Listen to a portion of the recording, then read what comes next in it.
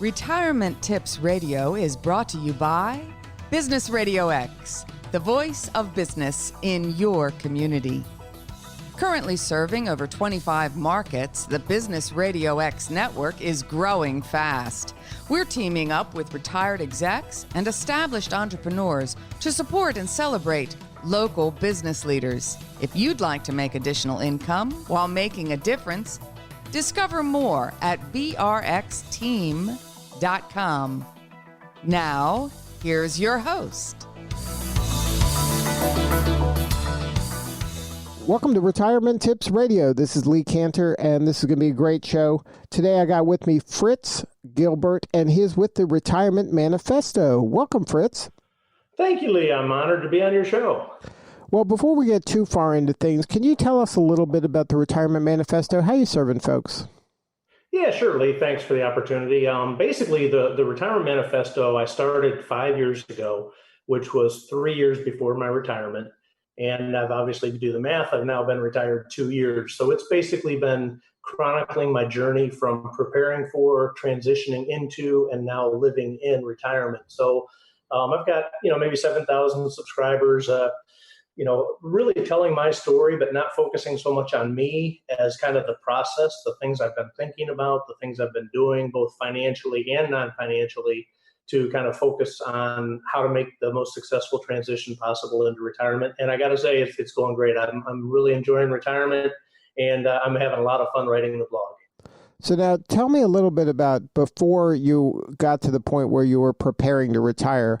How did kind of that evolve to you were working, and then maybe in the back of your head you were like, okay, I'm going to target this date as a retirement, and you probably talked to your spouse and kind of work through a strategy. Like, talk about that pre-time so that can give the listener an idea of what maybe they can be planning before it's really time to pull the trigger. Yeah, good question, Lee. And, I spent 33 years in corporate America, so I retired at age 55. And I would say until probably my mid-40s, I was just, doing my job. We've always been pretty aggressive savers, paid ourselves first, signed up with a 401k on my first day on the job, et cetera. And, I encourage my readers kind of, early on in the process, just focus on saving. Don't get so wrapped up on retirement that you don't enjoy the journey, right? Life should be enjoyed as you live it, not just always put off for the future. So that's pretty much what we did. We took nice vacations, but we always, saved pretty aggressively, lived within our means. And by the time I got into my mid-40s, I started having some of my older friends in the workplace that were retiring. I had a very good friend of mine who retired in his early 50s. And I started, hey, I've been saving for a long time. I haven't really gotten serious about when could we potentially do this. We've done pretty well. I'm going to go ahead and start looking at the numbers. And I would say probably by about 5 years out is when we started getting serious about really thinking about, when can we do this, locking in kind of let's say a range of times that looked like they were feasible. I kind of had a 2-year window that I was looking at, and I started refining the numbers. And as I worked into the, say 2 years out, we had a pretty good feel of when it was going to be. And it was really then starting to position things for, there's one thing when you're building a portfolio, the accumulation phase, but when you start thinking about transitioning into the withdrawal phase, there's, it's a different approach to investment. So I probably took the last 18 months of work to kind of set things up for the withdrawal stage. And I would say the last year or so, I was really intentional on focusing on the non-financial aspects. What's retirement going to be like? What are we going to do? What's going to bring us fulfillment? And it kind of transitioned more into the soft side, because at that point we pretty much knew the numbers were locked in. And I could spend hours talking about how we went through the numbers and knew we were prepared. But there's a whole process to kind of calculate what your spending going to be, can your investments cover it, et cetera, et cetera. We did all that probably in the 1 to 2 year window, really got serious on the numbers. And then when you were planning for the retirement phase, did you always kind of envision yourself putting together your blog and creating this kind of community? I would say no. That was kind of a serendipity type of thing. I was 3 years out, as I mentioned, and I'd always been I'd listened to a lot of podcasts, I'd read a lot of blogs. And I just kind of had an interest. Hey, maybe I'd be interested in starting a blog. So, one of my big pieces of advice, I mentioned it in my book, is if something interests you, pursue it. And I just pursued it, had no idea that it would turn into the type of thing that it's turned into. And, I think that's kind of how a lot of these retirement passion projects start. You kind of start something, take the first step, and you don't really expect that it's going to go the places that it goes. And that's kind of some of the fun of it. So no, I was just writing to kind of, chronicle my journey. And along the way, I discovered I love to write, absolutely love to write. It's become a passion. And the community of readers and other bloggers and podcasters and radio personnel like yourself, you meet so many great people along the way. It's just turned into a really fulfilling part of our life. Now, when you're doing that kind of work, do you see it differently than the kind of work you were doing as being in corporate? Absolutely. Yeah. I think the way I look at it, I don't know which is left brain, which is right brain, but the creative side of the brain, I think the more things you can find in retirement that kind of stimulate that creative side. When I was at work, it was a good job. I had various different positions and it was challenging and I enjoyed my work, but you're not really free to explore the creative side as much. And I think what I've really found is the writing has tapped into kind of, developing that creative side. And I do believe that's probably part of the reason why I find it so fulfilling. It's tapping into an area of my brain that I haven't really exercised probably since childhood, so it's really a different type of stimulation than what you have in the workplace. So now, are the readers of your blog people that are retired or they're preparing to retire? I've got both. I would say the average demographic is probably 45 to 65 is probably 80% of the readers. I would say plus or minus 5 years of retirement is pretty much the norm for people who are reading my work. So now what kind of maybe a mistaken fear people have when it comes to retirement do you see your readers talk about? Mistaken fear. I don't know about mistaken. There's a lot of fears, right? People have a lot of anxiety. There's so many unknowns. And I think probably if I were to kind of summarize what I see as a thing to be careful about, there are going to be unknowns. It's the nature of the process. You don't know what your investment returns are going to be. You don't really know what your spending is going to be. You don't know what your health insurance is going to be. You don't know what your health is going to be, et cetera, et cetera. And I think the mistake some people make is that fear of change, that fear of getting into the unknown. It's easy to stay the course and just do what you've always done. But, if you're able to retire and the only reason you're not retiring is because of that anxiety over things that could go wrong, you're missing out on some potentially really valuable years. We've only got so many years of healthy living left. And let's say you've got 15 years left, or let's make the math easy. Let's say you have 10 years left and you work one extra year. It's not just one more year. It's 10% of your potentially active retired life, So I think people that stick around the workforce too long because of the anxiety, I would really challenge them to, think about why are you sticking around? If it's truly because you love your work, that's fine. If it's because of kind of concern over all the unknowns, you've got to tackle that because the unknowns never go away. Now, when do you do any coaching or you're just telling your story and your opinions, or do people go to you for advice? Lee, I've had so many people approach me on coaching. I talked to a good friend of mine yesterday. I don't really do coaching. I've thought about it, but part of my retirement dream is I don't want to be sitting in front of a computer or on the phone all day, and it would just take too much time and too much commitment. So I do tend to reach out to people through my writing. Now, I get a lot of emails and people asking me questions. If they're relatively easy and I can just do a quick email exchange, that's fine. But I do try to stay away from the personal coaching just because it's a level of commitment and time that I don't feel like, that's the best way for me to reach the biggest number of people. So now, when you've been going through your retirement now, so there were the day happened where you walked out of your office and said bye to everybody and they gave you a cake. What was the next day after that like? Yeah, well, you should read my book, Keys to a Successful Retirement. I dedicate a whole chapter to kind of the reality of retirement, and I say it's kind of like when let's look at when you're getting married. If you're married, you don't really know what it's going to be like, right? Until you actually get married and you wake up and you're married and your life begins anew with a spouse. Retirement's kind of like that. There's no way to really accurately explain how really awesome it is until you go through it yourself. And I tell you what, the first 4 months, I never got the smile off my face. It was truly the honeymoon phase. Just that realization that I was never going to have to go to work again. Man, that is so rewarding after 3 decades of, nose to the grindstone. You finally made it. You're finally free to pursue whatever you want to pursue. And the freedom and the feeling of, I guess, I don't know what the word is. It's a really, really good feeling. It was the first 4 months in particular. It is so uplifting and rewarding. I can't gush enough about how nice it really is to make that transition. Now, is there anything, now you're 2 years in, any kind of maybe hidden challenges that now that you're living it, you've kind of stumbled upon? Not so much that I've experienced, and I think I know why, and I talk about that quite a bit in my writing. But definitely, it's actually surprising. The statistics say your chance of depression goes up 40% when you retire. And there are a lot of people that struggle with a transition. A lot of people have a loss of identity. Think about it. Your whole life, hey, what do you do, right? You automatically go to what your job is. And that's gone in an instant when you retire. And if people haven't taken the time to kind of think about, what that retirement's going to be for them, and I'll tell you where it really hits people, Lee, is if you're kind of a type A hard charger and you get severed and you didn't see it coming and you're working one day, you're striving on that objective, the next thing you're gone and you never saw it coming.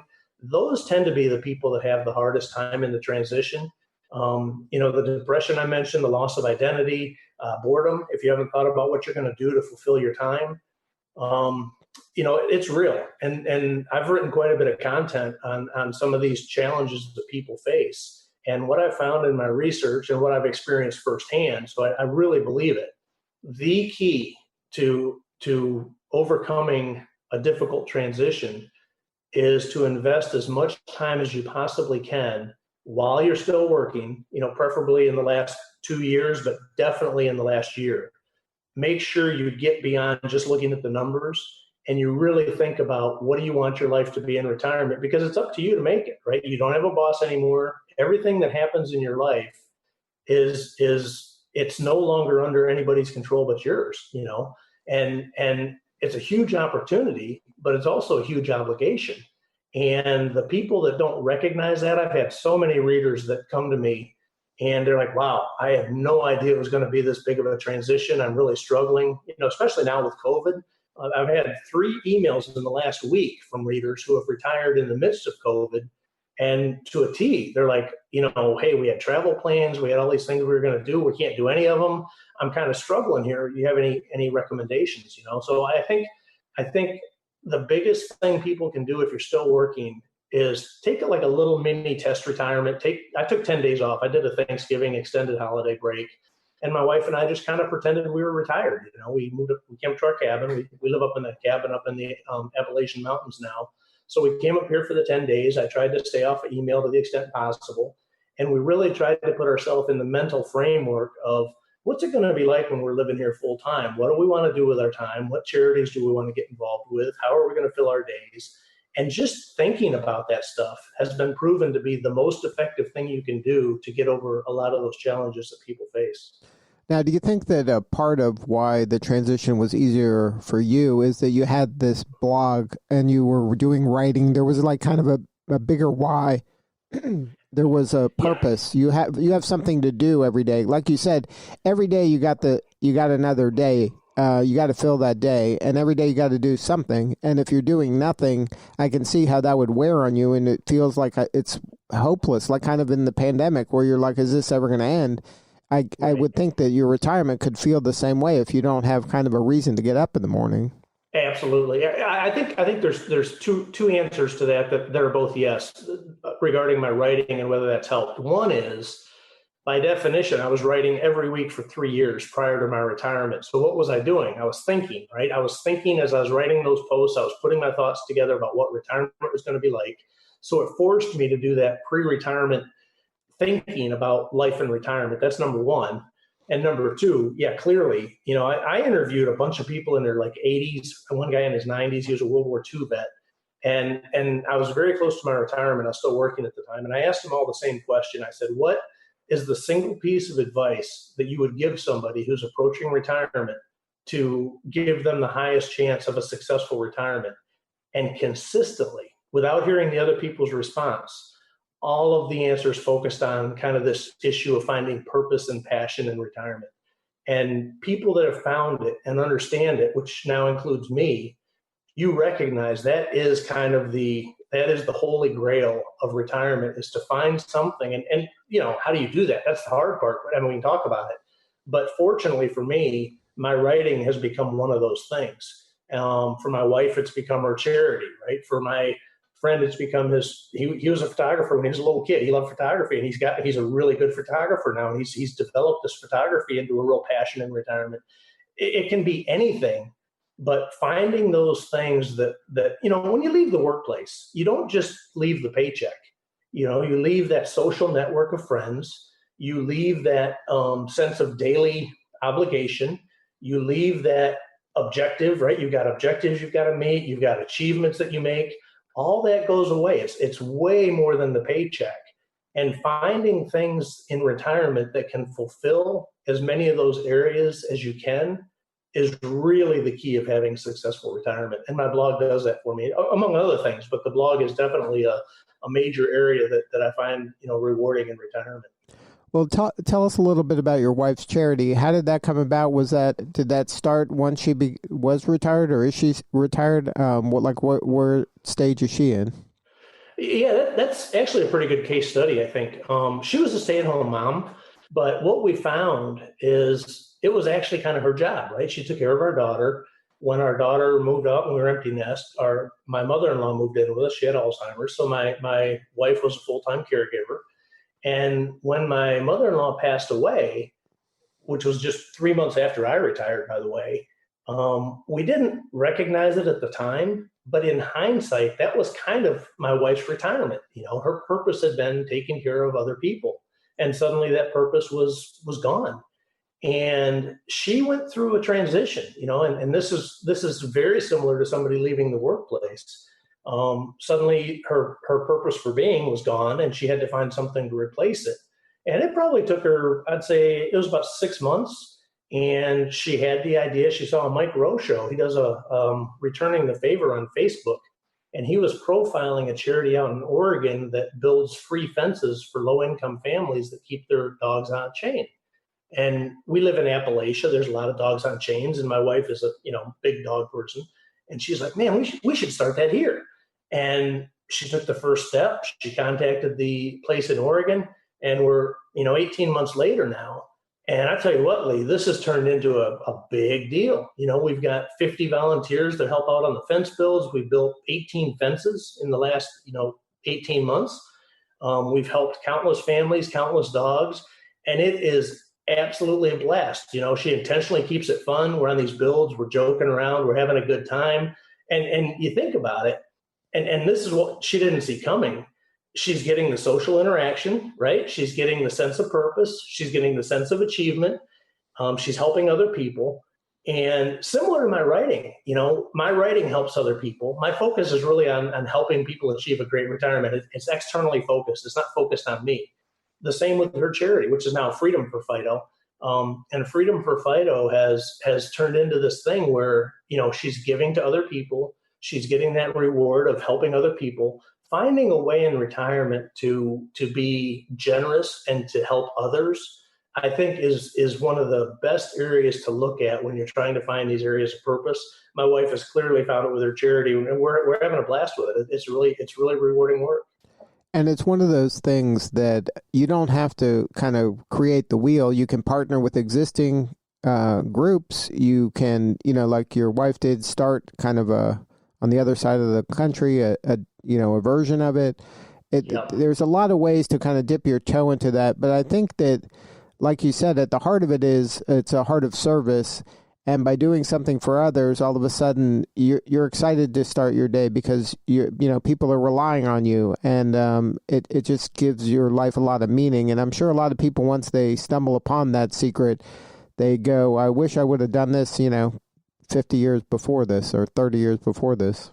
Yeah, if you've heard that story, the regrets on the deathbed, the palliative nurse somewhere in Europe that wrote about the 5 regrets people have on their deathbed, and they were surprisingly consistent, and I think, living a life of no regrets is really important, and you live each day. So I think finding something that you can do now. If there's an interest, I just urge your listeners, if there's an interest, a seed of an interest in your mind about something, take the first step, pursue it. Throw it against the wall. It may not stick. I've probably thrown 20 things against the wall at this point, 2 years in, and maybe 2 or 3 have really stuck and become, passion projects. That's okay. But take that first step, because you don't want to look back 20 or 30 years later and say, I always wanted to learn to play the guitar. I wish I would have done that, or whatever the thing is. And why not do it now? You're retired. You've got the freedom to do it. Don't make excuses. Just take the first step and see where things lead. I think that really is the key to finding something that really gets you energized. And when you find those things, Lee, I can't tell you, we're 2 years in. Retirement, without a doubt, has been the best time frame of my life. And I really feel for people that struggle, but you don't have to struggle. There have been so many people that have made this transition. Like you said, learn from others, adopt other ideas. There's no trademark. People have found successful ways through this. Learn from what other people have done and try doing some of those things. Start a blog. If you're interested in writing, start a blog. Learn from me. Look at what other people have done, and if it interests you, take the first step. That's the best advice I can give. Well, you mentioned some keys. Why don't you talk about the keys to a successful retirement book that you wrote? Yeah, this was a neat opportunity. I actually had a publisher approach me about it. They'd seen my blog, and it won Best Retirement Blog of the Year. So I think that's probably how they found it. But they approached me, and they asked if I'd be interested in kind of writing a book that captures everything I've learned in this 5-year transition. Of course, I was more than honored to do it. And basically, what the book does, it doesn't summarize my blog at all. It's entirely new content. But basically, I just sat back and thought about what have I learned that are the keys, right? The name of the book is Keys to a Successful Retirement. And through the writing process, I came across kind of 24 keys that I outline in the book that are really what I've, realized through my process as the most important things that I did and others have done that have allowed them to have a good transition. We talked about planning for it before you get there. That's one of the keys.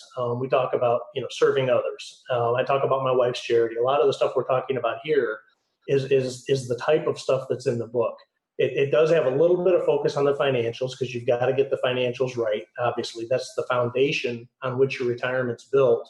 But I would say the majority of the book is really focused on these softer intangibles that I think, in my view and others that I've talked to, what you'll find in time is you think the financial stuff is the most important when you're trying to get ready for retirement. Obviously, everybody's worried about the numbers. Can I retire? Can I retire? But once you actually get into retirement, and these 80-plus-year-olds that I talk to, the very common theme you find, it's not the financial stuff that generates a great retirement. It's all this other stuff. It's finding that purpose. That's really what matters. So these 24 keys are really focused around how do you find that purpose? How do you make the transition? And it's been a blast, to write the book. The feedback's been great. It hit #1 on Amazon for retirement planning when it came out, so it's been well received.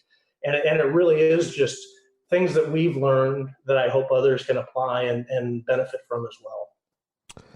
Well, thank you, Fritz, for sharing your story today. You're doing important work, and it just goes to show you just, have passion, believe in yourself, take the risk, like you said, of putting yourself out there. Don't hold back now, Exactly. This is, you're nearing the fourth quarter, so let's put all the chips on the table here, I think.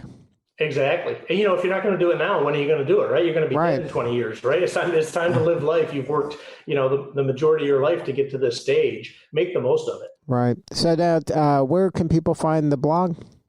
It's The Retirement Manifesto. It's got the THE in there. So it's theretirementmanifesto.com. I'm also on Facebook, Twitter, Instagram, but just Google my name, Fritz Gilbert, or The Retirement Manifesto, and I'm easy to find. All right. Well, thank you so much for sharing your story, and thank you for being part of Retirement Tips Radio. Thanks for having me on, Lee. I appreciate it. All right. This is Lee Cantor. We'll see you all next time on Retirement Tips Radio.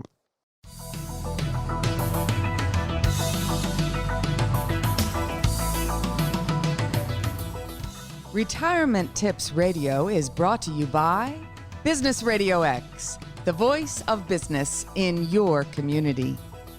Currently serving over 25 markets, the Business RadioX network is growing fast. We're teaming up with retired execs and established entrepreneurs to support and celebrate local business leaders. If you'd like to make additional income while making a difference, discover more at brxteam.com.